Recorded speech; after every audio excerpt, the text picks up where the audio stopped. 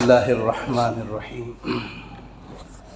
الحمد لله رب العالمين إله الأولين والآخرين والصلاة والسلام على أشرف الأنبياء والمرسلين سيدنا ومولانا محمد بن عبد الله الأمين وعلى آله وصحبه أجمعين وعلى كل من دعا بدعوته واستنى بسنته واهتدى بهديه إلى يوم الدين. أما بعد فقد قال الله تبارك وتعالى في شأن حبيبه إن الله وملائكته يصلون على النبي يا أيها الذين آمنوا صلوا عليه وسلموا تسليما اللهم صل على سيدنا محمد وعلى آل سيدنا ومولانا محمد وبارك وسلم. جزا الله عنا نبينا محمدا صلى الله عليه وسلم بما هو أهله. اللهم صل على سيدنا محمد في أول وأوسط وآخر كلامنا. بزرگان محترم، برادران اسلام، دینی ایمانی بھائیوں، محبت ایک ایسا لفظ ہے جسے ہر کوئی جانتا ہے، اور محبت آدمی کو مجبور کر دیتی ہے کسی کو ماننے پر. جس سے محبت ہو جاتی ہے آدمی اس کی نقل بھی اتارتا ہے، اور جس سے محبت ہو جاتی ہے وہ رات میں آدھی رات کو بیدار کر کے کوئی کام سپرد کرے تو آدمی اس کو کرنے کے لیے بھی تیار ہو جاتا ہے. ہمارے لیے ضروری ہے کہ ہم اپنے محسنین کی محبت اپنے اندر پیدا کریں. ماں باپ ہمارے محسن ہیں، ان کی محبت اور ان کی عظمت ہمارے دلوں میں ہونی چاہیے. ان سے بڑھ کر سرکار دو عالم صلی اللہ علیہ وسلم ہمارے محسن ہیں، ماں باپ سے بڑے محسن. ہم ان کی عظمت اپنے دل میں رکھیں، ان کی محبت اپنے دل میں رکھیں، ان کی باتوں پر عمل کریں. اور سب سے بڑے محسن اللہ رب العزت ہیں. اللہ تعالیٰ بڑے محسن، اور آدمی جب کسی محسن کا احسان بھول جاتا ہے تو وہ نمک حرام کہلاتا ہے، نکما کہلاتا ہے. اللہ وہ ذات ہے جس نے بارش کے قطرات سے زیادہ نعمتوں میں ہمیں رکھا، ہمیں ترقی عطا کی. ہم بالکل بے بس ماں کے پیٹ سے نکلے تھے، چلنے کی صلاحیت نہیں تھی اور بولنے کی صلاحیت نہیں تھی. اس اللہ نے ہمیں بتدریج بڑا کیا، اور بڑے ہونے کے لیے جن جن چیزوں کی ضرورت تھی وہ تمام باتیں اللہ تعالیٰ نے عطا فرمائی.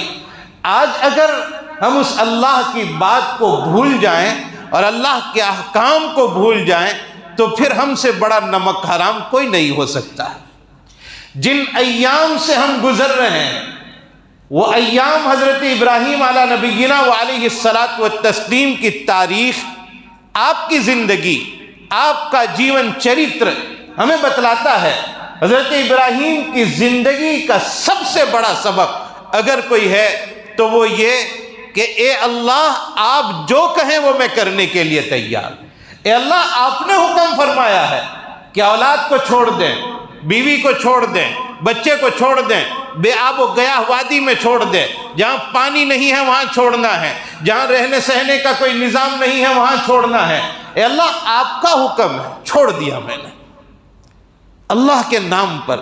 اے اللہ آپ کا حکم ہے کہ بچے کے گلے پر میں چھرا چلا دوں، آپ کا حکم ہے، ہم ماننے کے لیے تیار. حضرت ابراہیم کی زندگی کا قدم قدم کا مرحلہ ہمیں یہ بتلاتا ہے کہ جو اللہ کہے اسے مان لیا جائے، اللہ کی بات کی اطاعت کی جائے. اور یہ نبیوں کا طریقہ ہے، رسول اکرم صلی اللہ علیہ وسلم کا طریقہ. ایک وہ طریقہ کہ جہاں محبت نہ ہو تو وہاں سوال پیدا ہوتا ہے کہ اللہ آپ کی یہ بات میں کیوں مانوں. ورنہ شیطان کے پاس عبادتیں بہت تھی، معرفت بہت تھی، وہ عارف باللہ تھا، اللہ کو پہچانتا تھا، عبادت بہت زیادہ تھی اس کے پاس، آسمانوں میں جگہ خالی نہیں تھی جہاں اس نے سجدہ نہ کیا ہو، ہر جگہ وہ عبادت کر گزرا تھا۔ تو عبادت بہت زیادہ تھی، معرفت بہت زیادہ تھی، لیکن اللہ کا عشق اس کے اندر نہیں تھا، محبت نہیں تھی۔ میں نے پہلے بھی کہا، ابھی بھی کہتا ہوں، محبت اگر ہو جائے تو پھر وہ محبوب سے پوچھتا نہیں ہے کہ میں ایسا کیوں کروں، وہ کر گزرتا ہے۔ فرشتوں میں محبت تھی، اللہ نے حکم دیا سجدہ کرو آدم کے سامنے، سب سجدے میں پڑ گئے۔ ابلیس کے دل میں محبت نہیں تھی تو اس نے سوال کیا کہ میں اس کے سامنے کیوں سجدہ کروں، انا خیر منہ، میں اس سے بہتر ہوں، میں آگ کا بنا ہوا ہوں، میں اس کے سامنے کیسے جھک سکتا ہوں۔ اس بات کو اس نے تسلیم نہیں کیا، اس لیے کہ دل میں اللہ کی عظمت نہیں تھی، اللہ کی محبت نہیں تھی۔ یاد رکھنا میرے بھائیوں، جب جب ہم اللہ کی نافرمانی کریں، جب جب اللہ کا کوئی حکم آئے اور ہم اس کے خلاف چلیں، یاد رکھنا ہمارے دل میں محبت کم ہو چکی ہے اللہ کی، تبھی ہم اللہ کی نافرمانی کرتے ہیں۔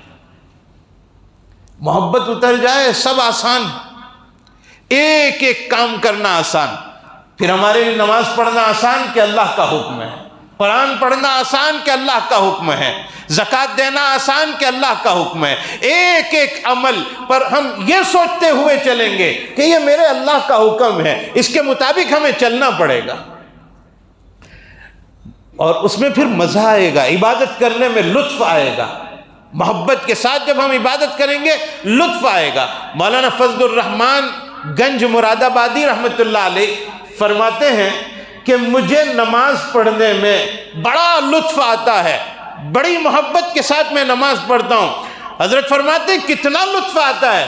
فرمایا میں جب سجدے میں جاتا ہوں، میرا ماتھا جب زمین پر ٹیک دیا جاتا ہے، اللہ کے سامنے میں سجدہ ریز ہوتا ہوں، تو اس وقت مجھے یہ فیلنگ ہوتا ہے، یہ محسوس ہوتا ہے کہ میرا اللہ اس وقت مجھ سے لاڈ پیار کر رہا ہے، محبت کر رہا ہے، جیسے ایک چھوٹے بچے کے ساتھ ماں باپ پیار کرتے ہیں سجدے کی حالت میں۔ مجھے یہ احساس ہوتا ہے میرا اللہ اس وقت مجھ سے پیار کر رہا ہے۔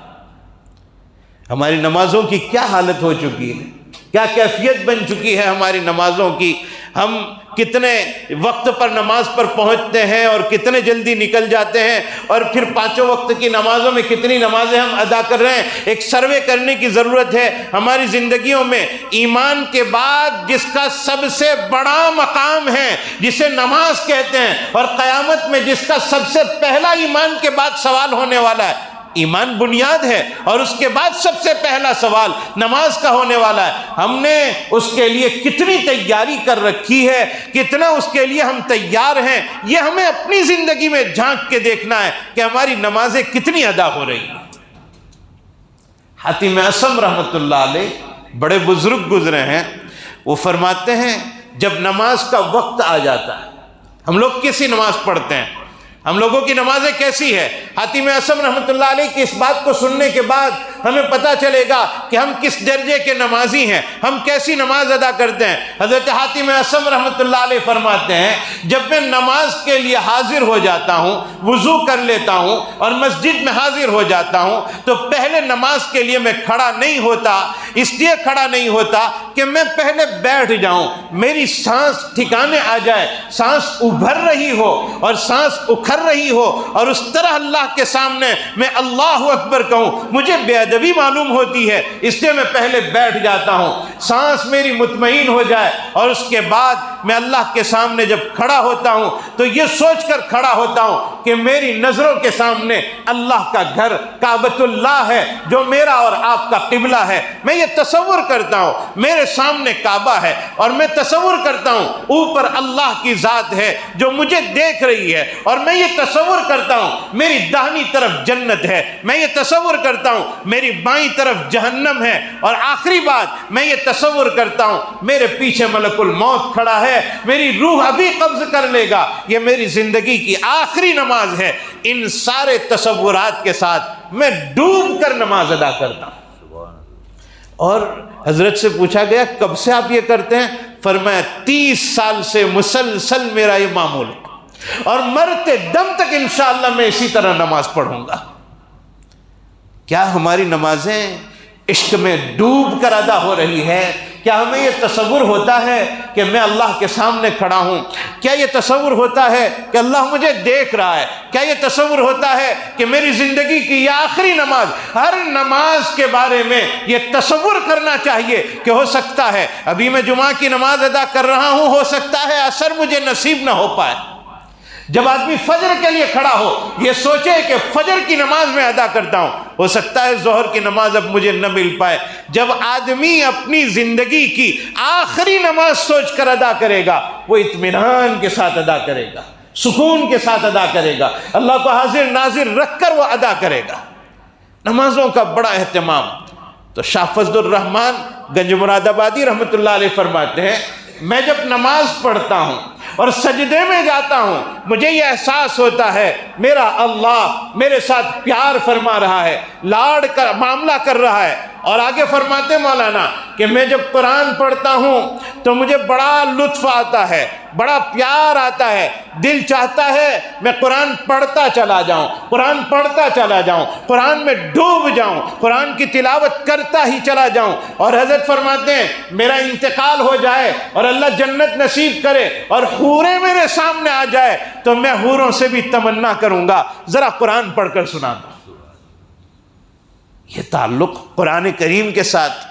ہم یہ بھی تصور کریں کہ ہماری زندگی میں قرآن کتنا ہے، ہم کتنی تلاوت کرتے ہیں۔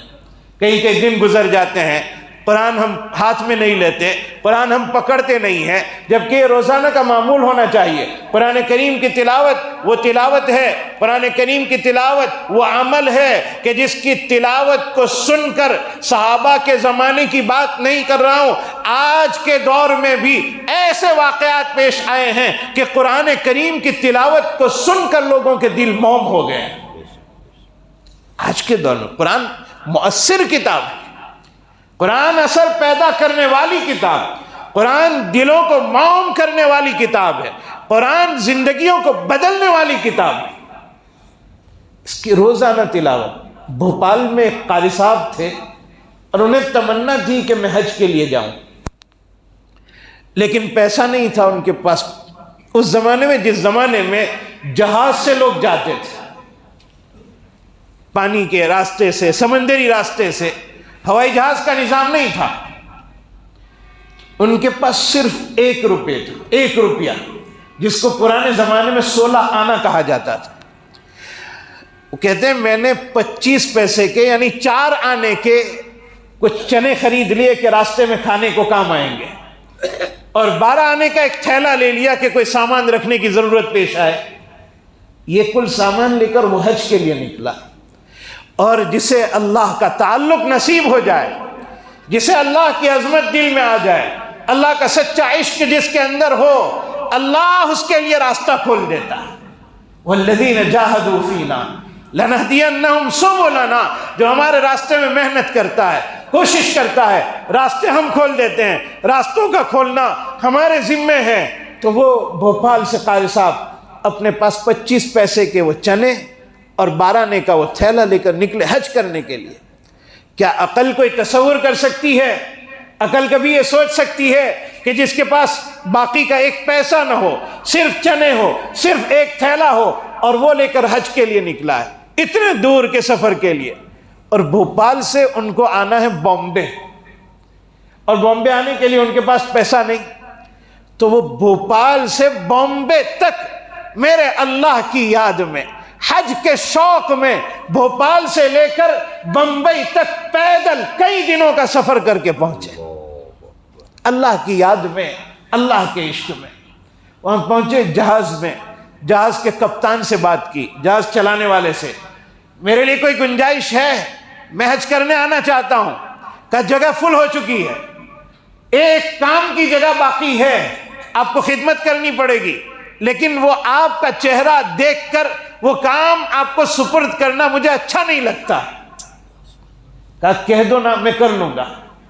کپتان سوچ رہا ہے کہ یہ اتنا اچھا آدمی، میں اس کے پاس ایک گندا کام کراؤں، ٹوائلٹ صاف کرنے کے کام کے لیے وہ رکھنا چاہ رہا تھا، لیکن ارادہ نہیں ہو رہا تھا۔ تو اس نے بچنے کے لیے، کپتان نے بچنے کے لیے ایک وزنی چیز عطا کی، ایک وزنی گونی عطا کی۔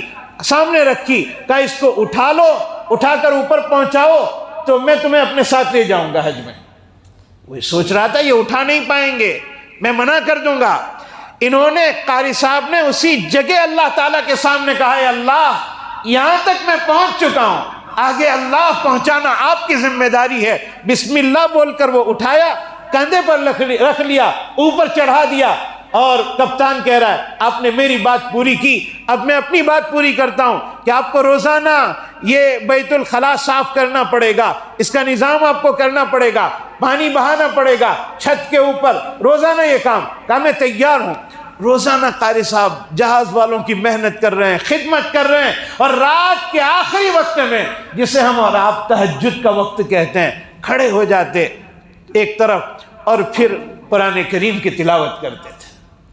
قرآن میں کیا اثر ہے وہی میں آپ کو بتلانا چاہتا ہوں۔ جہاز کا کپتان مسلمان نہیں تھا، وہ ایک مرتبہ رات میں اس طرف گیا جہاں یہ قاری صاحب قرآن کی تلاوت جھوم جھوم کر رہے تھے، پڑھ رہے تھے، عشق میں ڈوب کر پڑھ رہے تھے۔ یہ آدمی مسلمان نہیں ہے، کپتان بیٹھا بیٹھا سن رہا ہے، اور سنتے سنتے غافل ہو گیا، محو ہو گیا۔ قاری صاحب نے جب نماز ادا کر لی اور اس کے بعد کہا یہ آپ کیا پڑھ رہے تھے، مجھے بھی سکھاؤ، میں بھی پڑھ لوں گا۔ کہا جاؤ پہلے غسل کر کے آؤ۔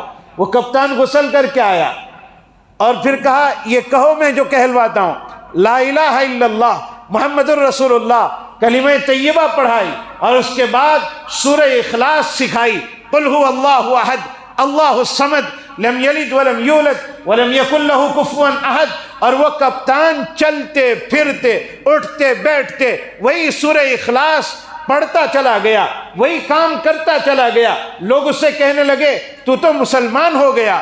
تو وہ حاضر ہوا قاری صاحب کے پاس اور یہ کہا لوگ مجھ سے یہ کہتے ہیں میں مسلمان ہو چکا ہوں، کیا حقیقت میں مسلمان ہو گیا؟ کہا ہاں آپ مسلمان ہو چکے، اور اس کے بعد اس کپتان کا گھرانہ بھی مسلمان ہوا۔ یہ قرآن کا اثر ہے۔ میں صحابہ کے دور کی بات نہیں کر رہا ہوں، یہ ماضی قریب کی بات کر رہا ہوں۔ ہر دور میں قرآن اپنا اثر رکھتا ہے۔ قرآن کی چاشنی ختم ہونے والی نہیں ہے، قرآن کی اثر انگیزی ختم ہونے والی نہیں ہے۔ قرآن ایک مبارک کتاب ہے، قرآن ایک مقدس کتاب ہے، قرآن دلوں میں جوڑ پیدا کرنے والی کتاب ہے، قرآن گھروں میں برکت پیدا کرنے والی کتاب ہے۔ آج لوگوں کو شکایتیں ہیں کہ گھر میں کسی نے کچھ کر دیا ہے، لوگوں کو شکایت ہے گھر میں جنات ستا رہا ہے، لوگوں کو شکایت ہے اولاد بات نہیں مان رہی ہے۔ ان لوگوں سے پوچھو کہ کتنے دن ہو گئے اور تمہارے گھر میں قرآن نہیں پڑھا گیا۔ روزانہ تلاوت کریے میرے بھائیوں، گھروں کے سارے مسائل اللہ تعالیٰ آسان فرما دیں گے۔ تو مولانا فضل الرحمان گنج مراد آبادی یہ کہتے ہیں کہ میں جب قرآن پڑھتا ہوں اتنا لطف آتا ہے، اتنا لطف آتا ہے کہ جنت میں اللہ حور عطا کر دے، اس سے بھی میں پہلے کہوں گا کہ کچھ قرآن کی آیات سناؤں گا۔ تو میرے بھائیوں، اللہ کی جب محبت دل میں آ جائے گی، نماز پڑھنا بھی آسان ہو جائے گا، قرآن پڑھنا بھی آسان ہو جائے گا، ایک ایک حکم پر عمل کرنا آسان ہو جائے گا۔ اور دوسری بات، اگر ہم اللہ کے ہو گئے، وہاں سے ہمارا تعلق اگر قائم ہو گیا، تو پھر یہ فکر نہیں رہے گی کہ دنیا میں حالات آ گئے تو ہم کیا کریں گے۔ آج سب کو یہ فکر ہے کہ ایسے ایسے حالات دنیا میں کھڑے ہو رہے ہیں، ملک کے حالات بگڑ رہے ہیں۔ یہ سارا ڈر اور سارا خوف اسی لیے کہ جس سے ڈرنا تھا اس کا ڈر دل سے نکل گیا۔ وہاں اگر ربط ہو جائے، ربط ہونے کے بعد کیا ہوتا ہے وہ میں آپ کو بتلاتا ہوں۔